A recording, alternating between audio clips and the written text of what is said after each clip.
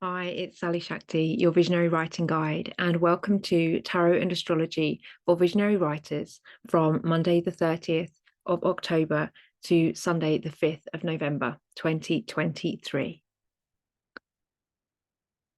And you may still be feeling the effects of the recent Taurus Lunar full moon eclipse that we had on Saturday, which I hope ultimately will be a stabilizing and grounding energy coming in. But we have still the ripple effect of the eclipse moving through those Taurus areas of our charts. And we also have Uranus and Jupiter in the sign of Taurus as well. So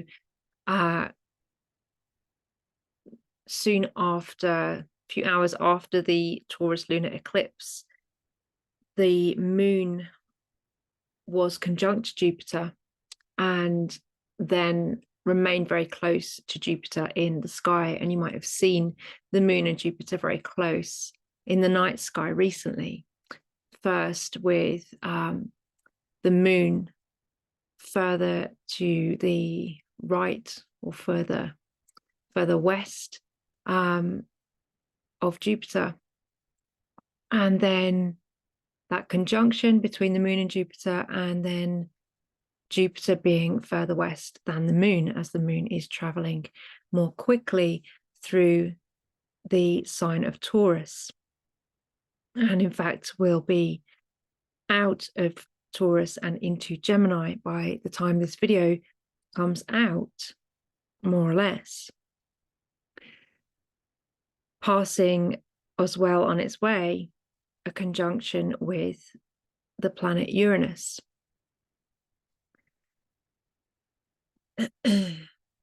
So what I'm feeling is that especially the moon's proximity to Jupiter, amplifying any of the waves of energy that have been present for you during the lunar eclipse and the build up to the eclipse, and then the proximity of the moon to Uranus, in a way kind of it sounds paradoxical, but in a way kind of anchoring the uncertainty, the change that's coming, and really bringing that much more closely into our own personal energy field. I've spoken about it quite a bit recently, that whenever the moon is closest to a planet, we feel the influence of that planet much more strongly in our own personal energy field, our own personal soul, our own personal aura. So you may have been feeling Jupiter's expansion of these Taurus energies, and then Uranus disruption to our sense of stability that Taurus brings. Ultimately, what I hope for this eclipse is that the energy is bringing us greater strength and commitment to our own self-worth, our own self-value, self-love, and even self-responsibility as we take practical steps in our lives to bring about the changes that we need and desire, both personally and collectively. Because the veil between worlds is thinning now. The possibility for change is imperative. The ancestors are drawing close and urging us to be the change that we wish to see in the world, to make the changes in our own lives through our own healing and personal practice, that we then ripple and reflect outwards to others as we participate in changing the stories of this world. And around this time, as we approach the popular celebration of Halloween, because I do want to say it is not Samhain yet. It is not Samhain this week. The astrological point of Samhain is at 15 degrees of Scorpio, when the sun reaches 15 degrees of Scorpio, which is exactly the midpoint between the autumn equinox and the winter solstice in the northern hemisphere. It is exactly opposite to the astrological degree point of Beltaine, which is at 15 degrees when the sun reaches 15 degrees of Taurus. Both the points on this axis are at times when the veil is thinnest.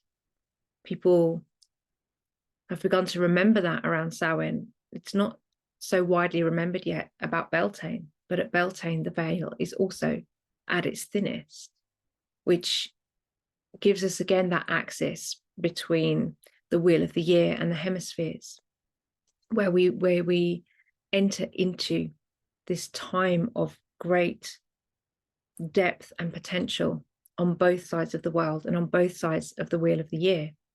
So both Samhain and Beltaine give us the opportunity to have deeper communion across the veil with the spirit world. Typically at Samhain, that is with the ancestors and the dead. Typically at Beltaine, that might be with elemental energies, fairy folk, fae, and other spirit guides and helpers from the nature realms. That's a generalization. It's not necessarily going to be true for all people at all times in all places. You may feel connected with whatever you feel connected with at this time, and that's perfectly valid. But as we approach this popular celebration of Halloween, celebrated on the 31st of October, there are many memes and energies and memories that people are sharing, that I am feeling, that you might also be tapping into around those ancestors that we have called, or those ancestors that we are connected with, who have been accused of and tortured for and murdered for what was called witchcraft, often perhaps for their continued wisdom, herbal law, participation in folk magic and healing, perhaps their power also to connect across the veils and to influence the web of life, the web of weird, the weaving and the structure of this world. And those ancestors who are part of all of our histories, and we all can hold the memory of those of our ancestral lines or our culture or our spiritual kinship who have been and continue to be persecuted, vilified, violently oppressed, murdered for those spiritual beliefs and practices, the connection to the land, the sovereignty and the freedom of being in kinship, reciprocity with the land that we live on. This has happened, this separation has happened across all cultures, across all continents, and it is continuing to this day, as well as going back into our deep historical memory, our deep ancestral memory that we hold in our DNA and in the stories of courage and bravery and fear and scarcity that still echo in our bodies and our cells and our lives and our stories and our reality. The more I explore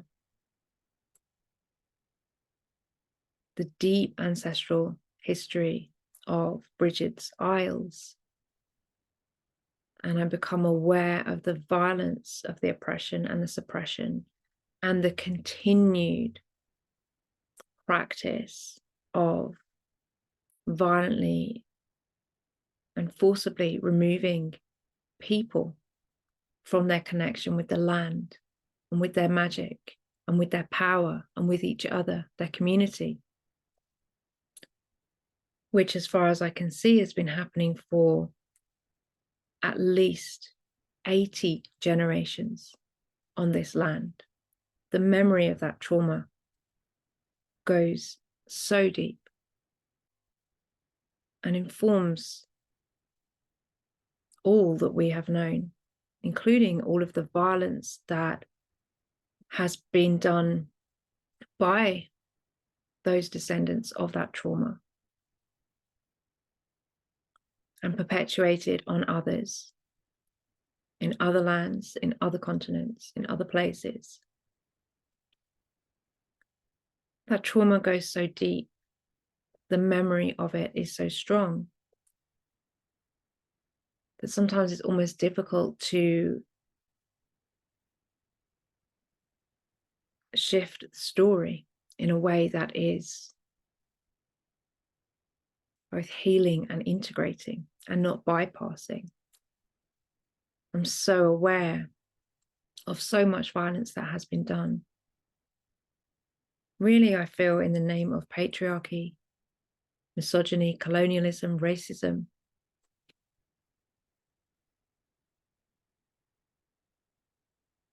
homophobia, ableism,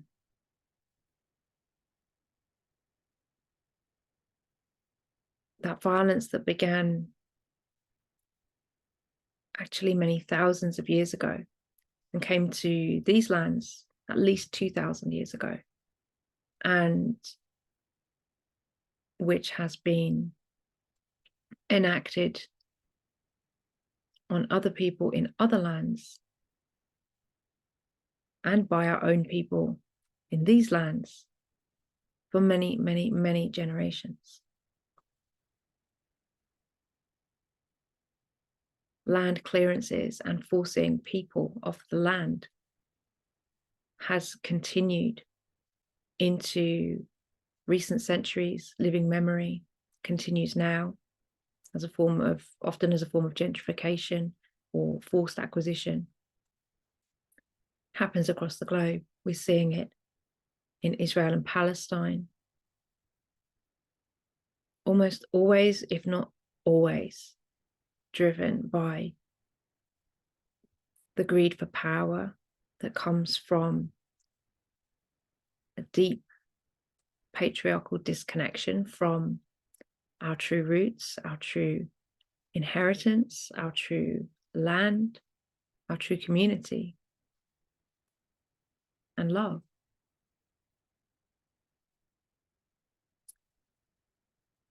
And at this time when many people in the spiritual community are remembering those ancestors, remembering the violence against them, rising up to speak out with courage and truth and wisdom. I feel deep grief and deep sorrow at this time,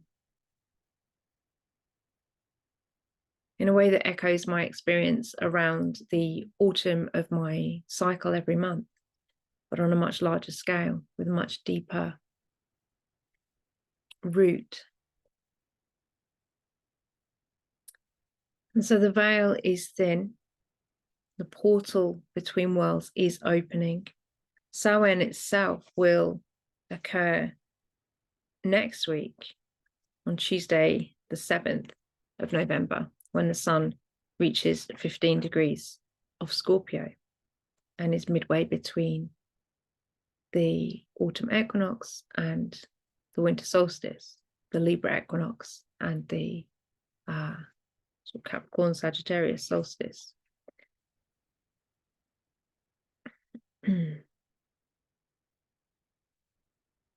But I'm feeling that already, that building, the depth of that memory. And I'm curious about how we can work with the thinning of the veil, the opening of the portal, to ask for help, to ask for connection, to be supported by and give support to those on the other side of the veil, those of our ancestors who carry the memory of that trauma of separation. We know from the energies that we are living through that things must change, and things are changing.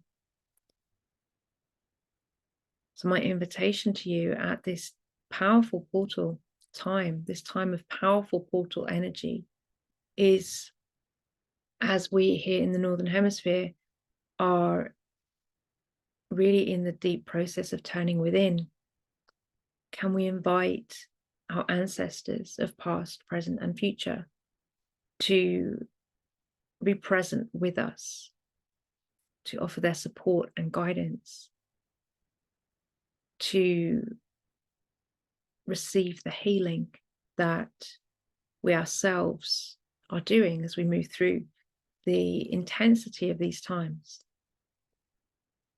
Because it is time for that story to shift. It is time for that story to change. And yet we must honor and integrate the memory of the traumas by which we were born. Because bypassing those feelings, those emotions, those experiences is not the way to integrate them and ultimately heal them and release them. We're being invited still to look into that deep mirror of sacred self-reflection and find not only ourselves there, but the support of those who walk beside us and who are ready to assist us as we do the deep and necessary work of the healing, the integrating, the witnessing, the acknowledging. And we hold dear all that has been ours and all that shall be ours again.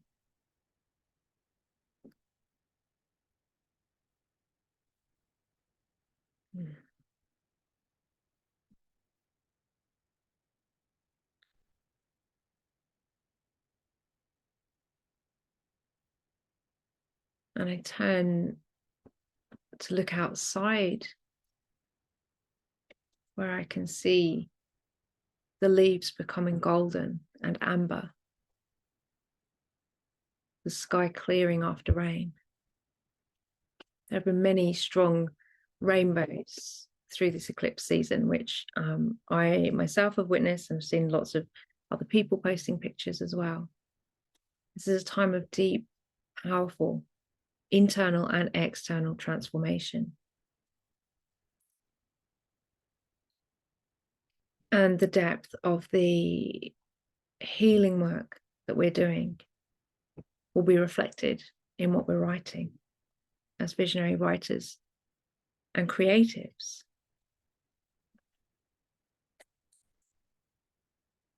And so, a card for us this week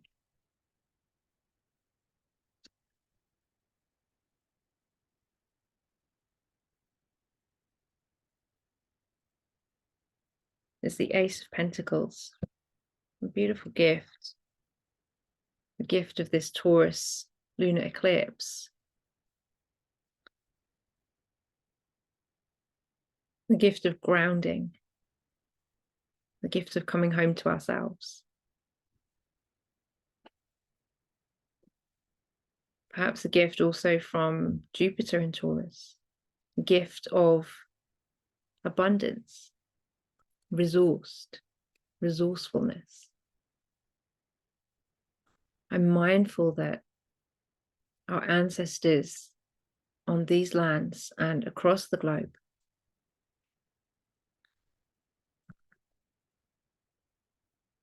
held dignity and care and community at their core, and were forcibly separated from the land in order to separate them from their resources that are all of our birthright, the abundance of this earth that is our birthright, the ability to self-resource in connection with the earth and with spirit that is our birthright, and the richness and abundance of living a life connected with one another and with the land. That is our birthright.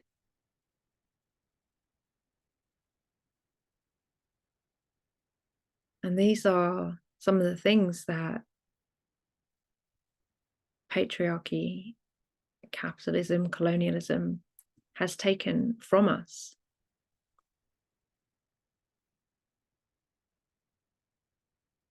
Pushing us into positions of subordination, subservience, servitude, slavery.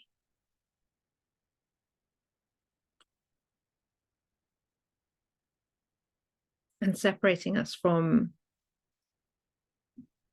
the source of our own dignity, abundance, and resources.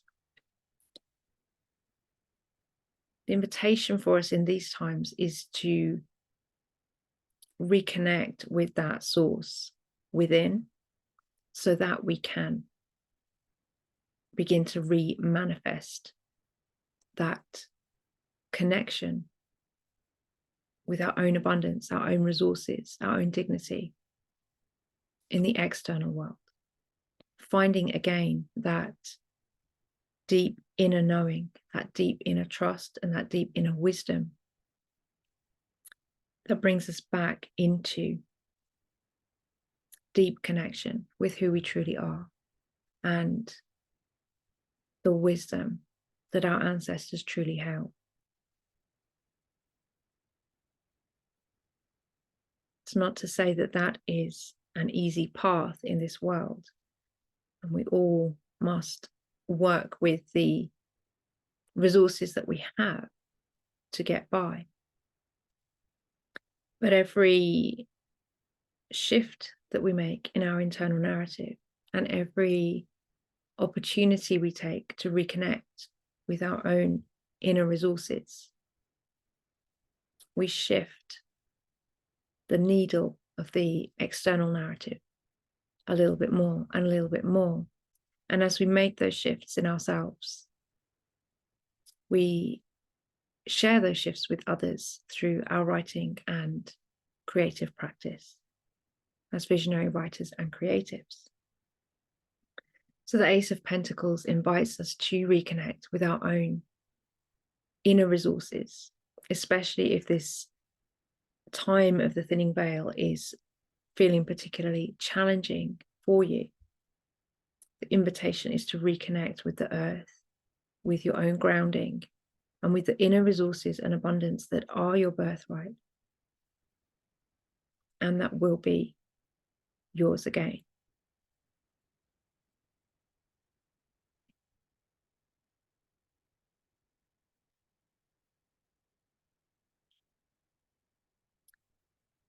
If you'd like to connect in person for an intuitive journaling workshop that I'm holding around the time of astrological Samhain, so that will be next Monday, the 6th of November.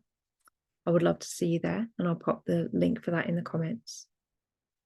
And I'm wishing you well through this journey through the portal and this transition into deep self-love, self-care, self-worth, self-value, self-responsibility, and dignity, community, and kinship.